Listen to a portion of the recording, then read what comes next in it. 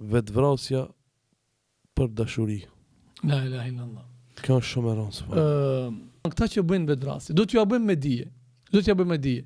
Shkurt, qartë dhe shqip. Çdo kush mund të meritojë çdo gjë, por një gjë, duhet ta kemi të qartë. As kush dhe as një njeri nuk e meriton jetën tonë.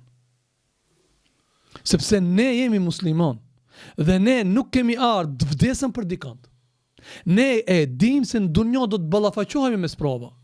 Dhe në ajetin kuranor wala nabluwannakum bishay'in min al-khawf wal-ju'i janë përmend brenda ajetit edhe ndarja nga vdekja me ndonjë të afërmit ton, po ndarja edhe nga një person që nuk kemi pas mundësi sa kanë rrezikujon me vdek bashkë me ata. A kupton? E tash Allahu Dhul Jalal na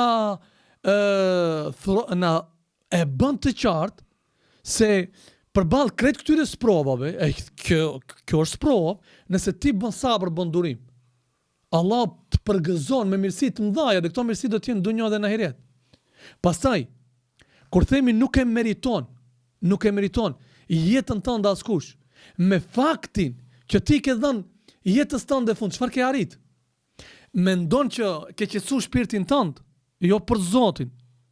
Ti e ke ngarku veten tënde se në dunjo, e ke humb një person, e ke humb dunjon, por do ta ketë të qartë çdo i ri në momentin që është përballë aktit vetvrasjes, shkaku i dashurisë, e humb ahiretin. Dunjoja është e shkurtë. Në qoftë se në dunjo duhet jemi të varët dikun, ja vlen këtë dunjon varët me ne, jo pa një person. Në qoftë se në këtë dunjo duhet vdesim për bukë, do të vdesim pa bukë, ja vlen se dunjo është pak, është shkurt, kalon shpejt. Në qoftë se në këtë dunjo do të jetojmë 80 vjet vetëm me dhimbje, kalojnë shpejt. I nuk ka rastësi skena njomul kiyame kur Allahu Dhul Jalal njeriu që më shumë ti ka vujë në dunjo, vetëm pak do ta shtin në xhenet. Dhe ta pyete çfarë mban mend nga dunjoja, nga vujtjet? Kë do t'i haroje?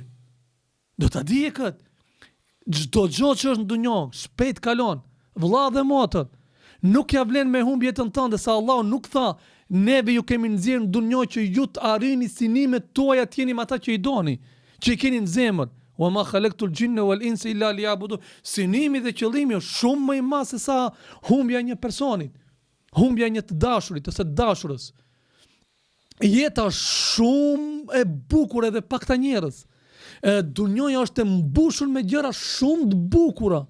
Si lejon ti për një dështim në jetën tënde të e privosh veten tënde nga kënaqësi që ti as në mend nuk kanë ardhur që të presën të ardhmen tënde. Kush je ti me i dhënë fund jetës tënde?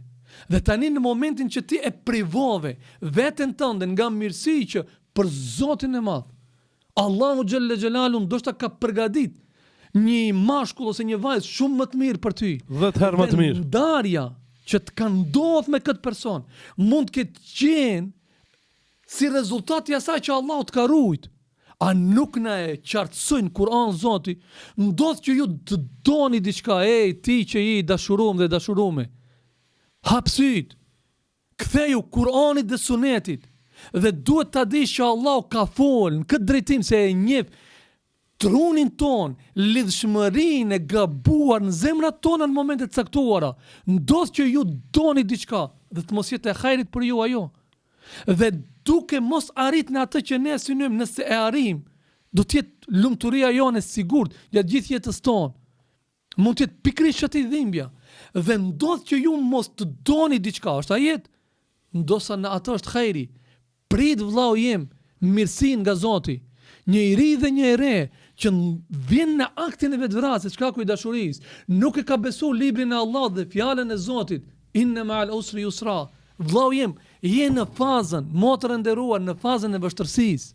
Është një sprovë për ti. Nëse bën sabër, durim, mbështetjen Zotin, do të kaloj kjo. Kur do të vijë momenti i lehtësimit, Allahu nuk ka për ta lënë pa ta qartësu jetën e atij, sa ai do të jetë me dikë tjetër dhe kimë pas se ajo dikush tjetër që do të ketë fatin e këtij djali që ti ke qenë në gjendje për të bërë vetvrasje, do të ngelet në rrugë. Dhe do ta kuptosh pas një kohë se ti ke qenë kandidat potencial për me ngel në rrugë. Dhe për një manjak ose manjake të tillë, Ti ke qenë në gjendje jetës me i dhënë fund. Dhe në momentin kur ti ke bë sabër durim, sabri do të shoqërohet me çka? Me frym. Alhamdulillah. Ja Rab, sa i mirë je dhe sa të këqij jemi. Çfarë gabimi kam pas mundësi të bëj? Për çfarë? Për asgjë hiç. Dhe tash ti e privove veten nga të mirat në këtë dunjë. Xhenet s'ka. Këtu njeriu i cili bëri vetvrasje, la ilaha illa Allah, nga turpi nuk mund të paraqiten ky person më miliarda njerëz nesër para Allahut dhul xhelal, filani ka dhënë fundje për çfarë? Për dashuri. Ja. Çfarë humbje e madhe. Me shku në xhenem për atë. Të mos ndihet keq ai që është i dashuruar dhe tash e ka menduar vetvrasjen. Nuk e gjykojmë. Se ke bën nomin, e dashuru. E li dhe ke dasht. Ideja, qëllimi është një. Mos lejo absolut me humb jetën dhe prit mirësitë e Allahut xhelal, se mirësitë kanë për të ardhur. Ani se në gjendje të rëndë, ani se në gjendje të vështirë, ani se shajtani të manipulon. Ani se shajtani Allah në thot dhe mos i ndiqni, nuk thot mos e ndjek hapin e shajtanit, mos i ndiqni hapat e shajtanit.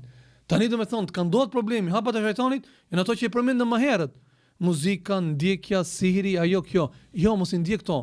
Ktheu Zotit. Ktheu Zotit dhe mbush zemrën me dashurinë ndaj Allahut. Pastaj do me thonë Allah të rregullon dashuri tjera.